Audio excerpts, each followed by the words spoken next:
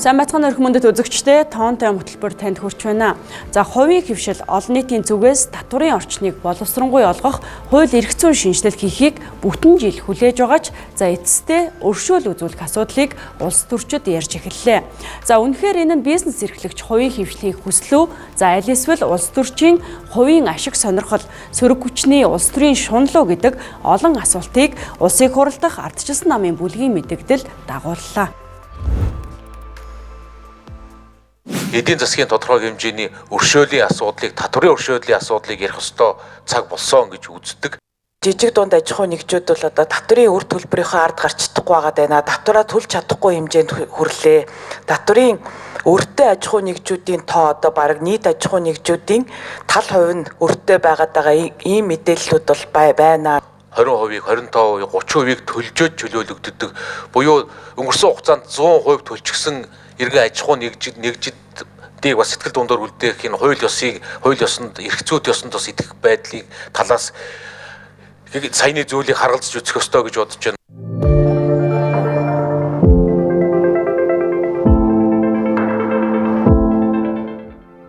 Ардчилсан намын өгч байгаа мэдээллээр татварын өртөө аж ахуй нэгжийн тоо 321 мянгад хүрчээ. Тэр дундаа 74389 аж ахуй нэгж татварын өртөө байгаа бол 246611 иргэн татварын өртөө байна. За энэ үр төлбөр сүүлийн 1 жилийн дотор огцом өссөн гэж сөрөг хүчин мэдээлж байна. За тодруулах юм бол өнгөрсөн онд 50 мянга байсан татварын өртөө аж ахуй нэгжийн тоо энэ онд 70 мянгаыг давсан бол за өрийн хэмжээ 3.5-аас 6.5 их найт хүрч нэмэгдсэн гэд мэдэгдээд байгаа юм а. За харин татварын ерөнхий газрын хувьд татварын үр төлбөр 6 их найтыг давсан ч за хуульд заасан цаг хугацаатай уялдаатайгаар татварын өр өндөр харагдаж байгаа гэх тайлбарыг хийж байгаа юм а. За яг тогтмол үйл ажиллагаа явуулж байгаа бол оролцоогоо 100 орчим мянган хууль этгээд үйл ажиллагаа явуулж байна гэсэн үг.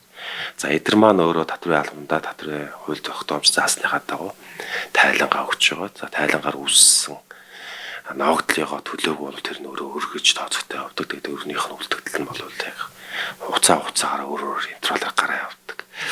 За өнөөдрийн байдлаар татварын албанд бүртгэгдсэн татварын өрийн үлдэгдэл бол нэг 6.1 их найт төгрөг болсон байгаа. За 11 сарын 31 өдрийн байдал мэдээлэл гэсэн үг. За энэ өрийн үлдэгдлийг бид нар бас дотор нь олон ангиж үздэг. Өр яаж үүсдэг вэ гэдэг. За холбогдох хууль тогтоомж заасныхаа дагуу өр болвол өөрөө татвар төлөгч нь эцсийн тайлан гаргаж эцсийн төлөх ёстой өдөр хэтэрсэн тохиолдолд маргааш нь өрөөж үздэг. Жишээ аваад үзэх юм бол нөөтийн тайлан бол сар болгон гаргадаг, 19 дотор гаргадаг. За 10-ныхаа дотор тухайн татварлагч маа тайлангаа гаргаад 10-ныхаа дотор татвараа төлсөн байх хэвээр. 11 болох юм бол тэр өөргөөд үздэг. За аж ахуй нэгжийн татварын хувьд бол GDP-ээр өссөн нүгээр тайлгандаг учраас 2 сарын 10-ны дотор тайлгаа жилээсэн тайлгаа гаргана. 11-ний өдөр өсөө татвар төлөв хэмлээ өөргөө тооцогтой явдаг. Тэгэхээр саяын миний хэлдэг 6.1 их найд гэдэг бол яг энэ хугацаанд татвар төлөөгүй буюу одоо татвар төлөгчдөрөө бид нар холбогдох хууль тогтоомж заасныхаа дагуу ажиллагаа хийх ёстой өрүүд маань болж байна гэсэн үг. Энэ жилийн хувьд татварын ерхий газар 17 их найт 950 тэрбум төгрөгийн татварын орлого төвлөрүүлэх ёстойгоос 11 сарын гүйцэтгэлээр 15 их найдын орлого төвлөрүүлжээ. Татварын байгууллагад бүртгэлтэй 2.5 сая иргэн байгаа бол 250 мянга гаруй аж ахуй нэгж байна. Харин бүртгэлтэй аж ахуй нэгжээс 50% нь үйл ажиллагаа явуулж татвараа тайлгандаг байна.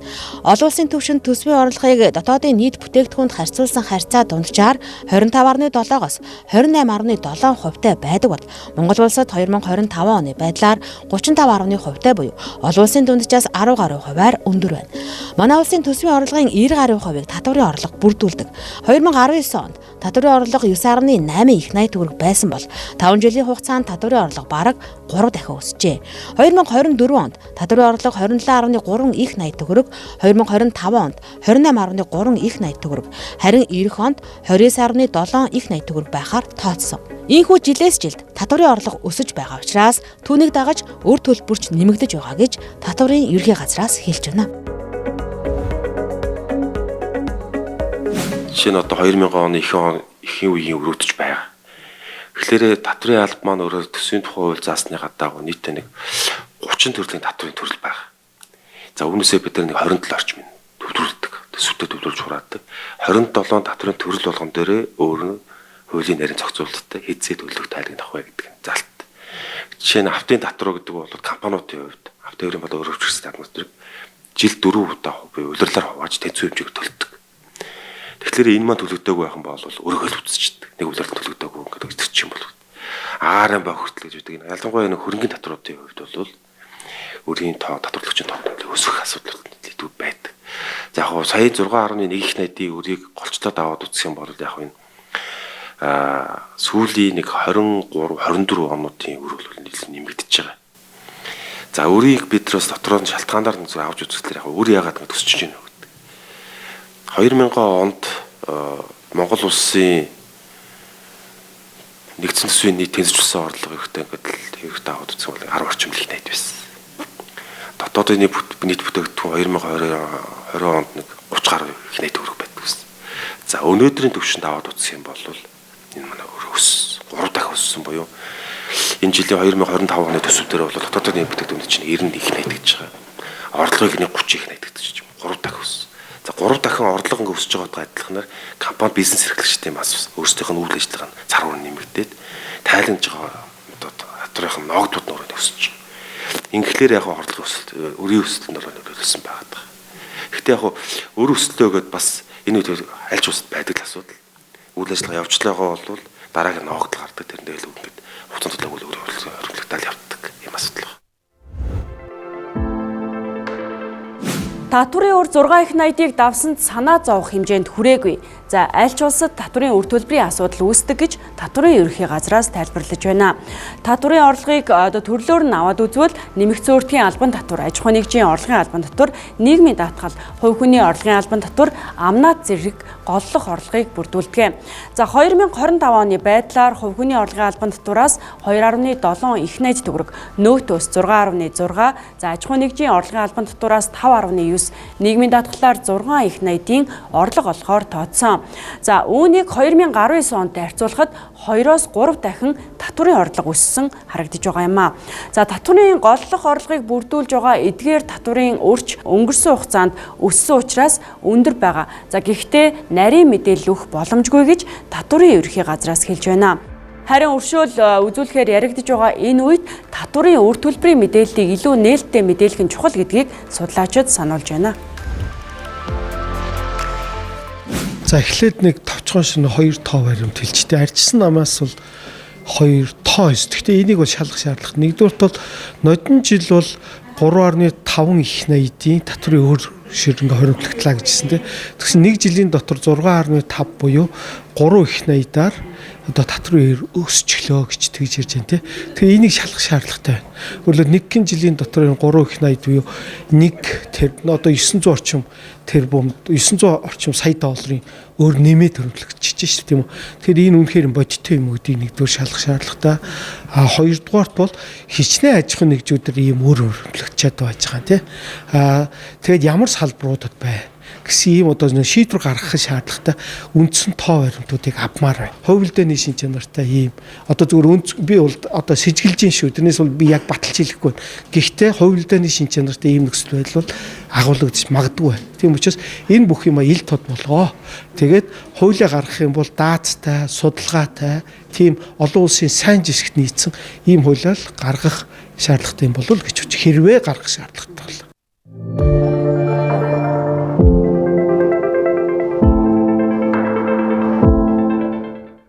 За эдийн засгийн ил тод байдлыг дэмжих зорилгоор хамгийн өргөн хэрэглэгддэг татврын бодлогын арга хэмжээ нь татврын өршөөл байдаг.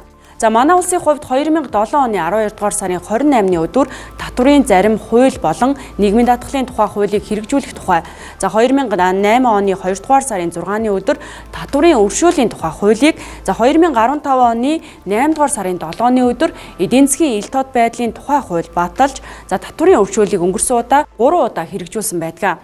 За гэхдээ татврын өршөөлийг татврын реформтой цуг хийхгүй бол нэг удаагийн шинжтэй өршөөл нь тэгш бус байдлыг бий болгох, за хэн нэгэнд давуу тал олгох эдийн засагт асар их хохиролтой гэдгийг судлаачид хэлж байна. За Монголын нөхцөлд бол би 3 юм бол хийлвэл зүгээр юм болов гэж бодож байна. За хамгийн ихнийх нь бид нар одоо байгаад байгаа энэ дотрын хууль тогтоомжоо, дотрын орчноо эргэж нэг харъя. Ахаад айгуу сайн одоо дүнэлт өгөө гэж байгаа. Тэр нь юу вэ гэхээр энэ эдийн засагчид бол бодлого ярьж байна. Бас буруудах одоо боломжгүй.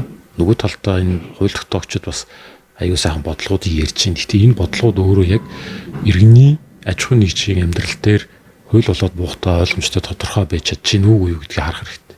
Ер нь одоо энэ өршөөлийг үзүүлэх гэдэг байгаа учир шалтгаан нь яг юу байгаа юм бэ гэдгээ боддоор харъя гэж. Татврын өршөөлийн энэ хууль эрх зүйн талаас одоо анхаарах хамгийн гол асуудал бол нуулсан орлого. Одоо ил болохоогүй орлого тайлгнадаг штеп. Энийний цаана байгаа гол асуудал бол тэр их усүрийн шалах асуудал байхгүй. Тэр өөрөөр хэлбэл хүн авилгын ч юм уу, мөнгө угаалтын ч юм уу те хууль бус их усүртэй мөнгө өрөнгийг олж аваад үгээрээ одоо өөрөөр хэлбэл дотор нэг хорлого олоод тэрнийгээ ил болгосноор нөгөө их усүрээ баллах уу гэдэг асуудал хэцүү аягүй чухал байхгүй. Тэгэхээр энийг өөрөөр хэлбэл бол яг маш тодорхой болгохгүй бол манай улсад бол одоо бол ерөөсөд ойлгомжгүй тодорхойгүйгээр хэрэгжих юм байдал бол одоо байгаа мэдээллийн хүрээнд бол үснэ гэж харагдаад байгаа. Ер нь олон улсын жишгээс харж байгаа нь ер сайн жишгийг харж байхад бол энэ татврын өршөөл буюу энэ татврын tax amnesty бодлого гэж хэлээд байгаа. Энэ өршөөлийн бодлогыг бол үндсэн 3 нөхцөл тохиолдолд бол хийдэг чинь. За нэгдүгürt бол нэг удаагийн одоо онцгой шин чанартай байх хэрэгтэй. За хоёрдугаарт бол энэ татврын үндсэн өрийг өршөөдөг. Татврын зөвхөн алдангуй торгуул ийм юмнуудыг. За гуравдугаарт нь бол иймэрхүү татврын өршөөлийн хуулийг хэрэгжүүлэхдээ татврын реформын бодлоготойгоо цуг оруулж ирдэг. Тэгжээж үр дүнгээ өгдөг. Ийм ядаж энэ 3 нөхцөл бол биелэгч. Гэтэл бол одоо яг энэ 3 нөхцөл нь бол одоо цуг орж ирэх үү юу гэдэг асуудал байна. Тэгэхгүйгээр ингээ байн энэ татврын өршөөлийг үзүүлээд тохоор маш их сөрөг тал нь явахгүй татвараа шударгаар төрж байгаа аж ахуйн нэгжүүдийг хортохоор нөлөөлдөг. Яг үр шударгаар ингэ төлцсөн байж байгаа. Гэхдээ санаатай болон санаандгүй байдлаар аж ахуйн нэгжүүд татврынхаа өрийг хоригдлуулж агаад тэгээд ямарваа нэгэн байдлаар даалд тохиролцоо хийгээд ингээд татварт өршөөгдөх ийм асуудал ингээд цаашдаа үе ингээд давтагдаад байх гэдэг асуудал. Европын албаны улсуудад эдийн засгийн хамтын ажиллагаа хөгжлийн байгууллага үндсэндээ татврын санаачлага гэдэг тодорхой хөтөлбөрийг хэрэгжүүлдэг. Энэ татврын санаачлага дээр бол яг нэг нь тэр татврыг тэглэх тухай асуудал байж болно. Гэхдээ татврыг тэглэхээсээ илүү тодорхой хугацаанд даалгавар өгөөд хөнгөвчлөөд урт хугацаанд энэ дарамтаас гарах тийм зөвшөлтсөлд хүрэх нь магадгүй нөгөө аж ахуйн нэгжүүдгээ цаашаа үйл ажиллагаа явуулах хөшөөргөж болох юм. Дээрээс нэг удаадаа ингээд дарга хэмжээ авчаад дараа нь давтан тэр үйл ажиллагаа явагдвал яах вэ гэдгийг бол өнөөдөр урьдчилж чадахгүй шүү дээ. Тэгэхээр өнөөдрийн нөхцөл байдлаа тэглэх тухай яригдчих болгоч энэ дахиад тэглэх тухай асуудал үүсэхгүй гэх баталгаа байхгүй байхгүй. Тийм учраас урт хугацааныхаа нөхцөл байдлыг бид нар харж ээж ер нь бол энэ дарамтыг айжмаар бууруулах, дарамтаас урьдчилан сэргийлэх арга хэмжээг нь давхар хамт авч явах асуудал зайшгүй гарч ирэх болов уу гэж бодож байна. Өнгөрсөн хугацаанд хэрэгжүүлсэн татврын өршөөлийн үр дүнгууд тойм байдлаар яригддагч хэний хамаарал бүхий ямар компани хэдий хэмжээний өрөө тэглүүлсэн гэдэг нарийн мэдээлэл нууцад хамаарч нийтэд ил тод биш. 2007-оос 2008 оны өршөөлийн үр дүнд 4621 татвар төлөгч, 8145 тайлан ирүүлж, 748 иргэн хуулийн этгээд шинээр бүртгүүлж, 4.5 их 80 төгрөгийн орлогод ноогдох 431.6 тэрбум төгрөгийн татварыг өршөөлд хамруулсан гэсэн мэдээлэл байна. 2007-оос 2008 оны өршөөлийн хүрээнд аж ахуйн нэгжийн орлогын албан татварын тайлан нэмж мэдүүлж, татвараас чөлөөлөгдсөн байдлыг салбараар нь харвал 49.1% нь бөөний жижиглэнгийн худалдаа эрхлэгчид, 14.6% нь боловсруулах аж үйлдвэр, 13.9% нь барилга, 7% нь уул уурхайн салбарын аж ахуйн нэгжүүд байжээ. Харин 2015 оны 8 дугаар сарын 7-оос 2016 оны 2 дугаар сарын 20 хүртэл хэрэгжсэн эдийн засгийн ил тод байдлын тухай хуулийн хүрээнд тухайн үеийн манай улсын дотоодын нийт бүтээгдэхүүнийг 1.8 дахин, төсвийн орлогыг 4 дахин нэмэгдүүлсэнтэй тэнцэх хэмжээний буюу 33.8 их 80 төгрөгийн орлого ил болсон гэх мэдээлэл байна. 21275 аж ахуйн нэгжийн тайлан илгээж 7.5 их 80 төгрөгийн татвар, 2.4 их 80 төгрөгийн торгуул алдангийг өршөөлсөн гэх мэдээлэлж бас байна. Манай компанийн хувьд бол 2007 онд байгуулагдсан. Одоо 18 дахь жилдээ үйл ажиллагаа явж байгаа. Доктор суушилтаа явж байгаа ийм компани байна. За татварын хувьд бол мэдээж одоо татвар дээр өртөө нийгмийн даатгал болон нөөтийн одоо татварын өртөө юм явж байгаа компани байна. 9 сараас ахуулаад маш олон компаниудад дансыг хаасан. Манай компани бас дансыг хаасан. Бид нар нөгөө үл хөрөнгөө барьцаалаад гэрээгээ хийгээд за одоо бид нар энэ өрөө ингэж төлөё гэдээ одоо хуваарьд оруулаад тэгээ ингээ арай гэдэг яг тэрийгээ ингээд төлөөд ингээ явж байгаа компаниудын нэг багхгүй. Тэр нөгөө өрийг өршөөн те одоо нөгөө татврын өршөөл гэдэг бол 100% эсэргүүцэж байгаа. Тэр бол үнэхээр утгагүй асуудал. Яг одоо цөмөрөө эргээд санаа л да те сонгуулийн өмнө за эсвэл бол нэг ард түмэн сайн болох гээд ус төрчнөр яг ингэж нэг поп бүртг те. За одоо санаж байгаа бол нөгөө тэтгэврийн өрийг тэгэлсэн. За тэрнээс болоод одоо улс нь хичнээн их найдын чиглэл амар үртэй болцсон. Тэгээд тэрнийг ордоо барьцаалсан байж байгаа. Бас дахиад татвар төлөгчдөөс мөнгө авж ийж бидний татврын мөнгөөр тэр өрийг төлнө. За тэрний өмнө бол нөгөө жолооны баахан торгуулнууд байсан. Би яг тэрэн дээр өөрөө тэгсэн байхгүй. Миний торгуул айгүй өндөр болцсон байж байгаад би бүр нүдэ анжгаад за төлөгээд 2-3 сая төгрөгийн торгуулаа бүгдийг төлөөд тэгээд 7 хоногийн дараа өршөөцсөн байхгүй. Тэгээд тэр бол үнэхээр утгагүй асуудал байхгүй. Яг үнийг хэлэхэд те ямар нь төлөөд ямар нь төлөхгүй байгаа юм бэ? Тэ зарим нь л төлдөг тэ зарим нь өрөөсөө төлдөггүй.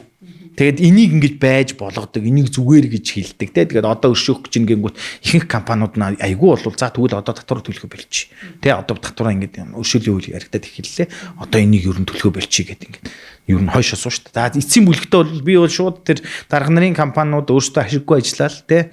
За тэгэнгүүтээ за одоо бүр нь болохоо байлаа. Одоо өршөөхгүй бол болохоо байлаа гэдэг ингэж ийм явуулж байгаа л тийм л улс төрийн л нэг тийм үйлдэл ах л гэж бодож байна. Эдийн засгийн элд одоо эдлийг дэмжих тухай хууль бол их өргөн хүрээнд хэрэгжсэн. Нийгмийн даатгалын одоо шимтгэл дээр хүртэл бичигдсэн байсан тийм зүйлийн цэцрүү хүртэл явж байсан.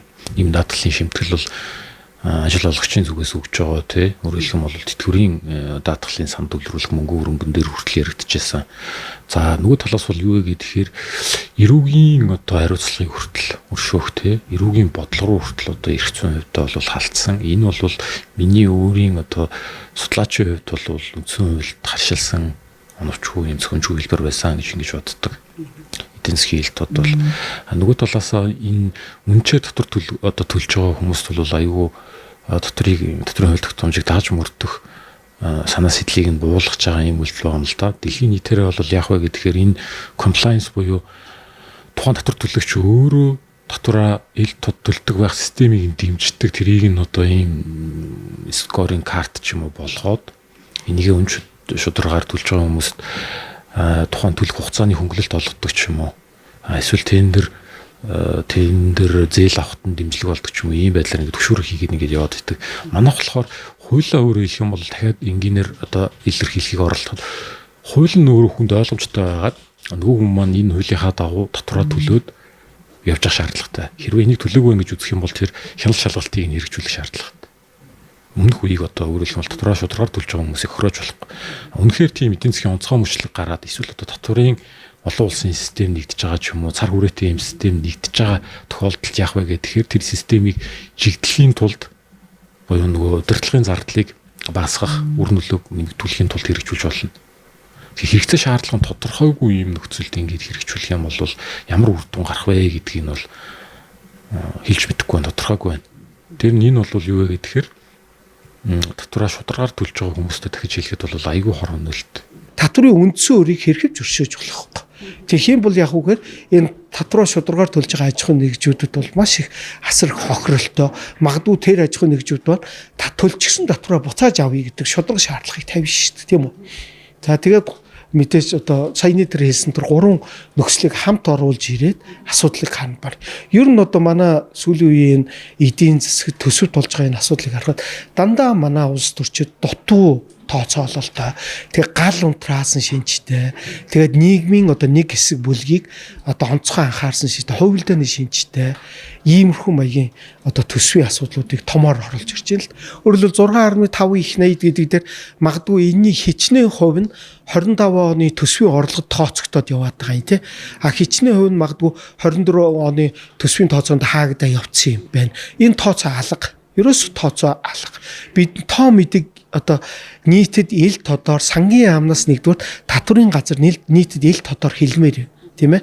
Тэгээд яг уу тэр аж ахуйн нэгжүүдийнх нэрсүүдийг нь гаргадаг юм байгааз гэхдээ томоохон аж ахуйн нэгжүүдээс тэснэн сэрх аж ахуйн нэгж тийм өртөө байна. Дунд зэргийн аж ахуйн нэгжүүд ийм байна. Жижиг аж ахуйн нэгжүүд нь тооны юм байна. Ийм байна гэд ингээд тоонуудыг нийтэд нь илд илгэж ярьмаар. Тэгэхгүй битүү багцаагаар ингмээр байна. Өршөөл үзүүлбэрийн асуудлыг хэрхэвч ярьж болохгүй. Энэ бол асар их хортой үр дагавруудыг л авчирч ирнэ.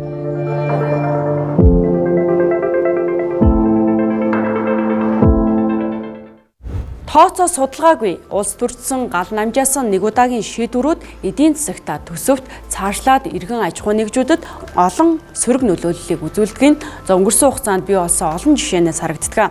За өнөөдөр татврын үр төлбөр үүсэж байгаа шалтгаан нөхцөлийг тодорхойлохгүйгээр хуримтлагдсан үрийг нэг удаадаа өршөөх нь асуудлын шийдэл биш юм а.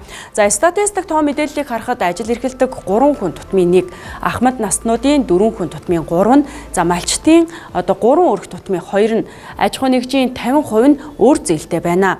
За гэхдээ өөр зээлтэй болох нь иргэдийн хувьд цалин орлого тэтгэвэр тэтгэмжийн хэмжээнээс хамаарч за нөгөө талд үнийн өсөлтөөс үүдэлтэй бол за аж ахуйн нэгжүүдийн хувьд татврын орчин, зээлийн нөхцөлгээд бизнес эрхлэх таатай орчин бүрдээгүй нь өөр хуримтлагдах шалтгаан нөхцөл болоод байгааг олон судалгааны үр дүнгууд харуулдаг юм а.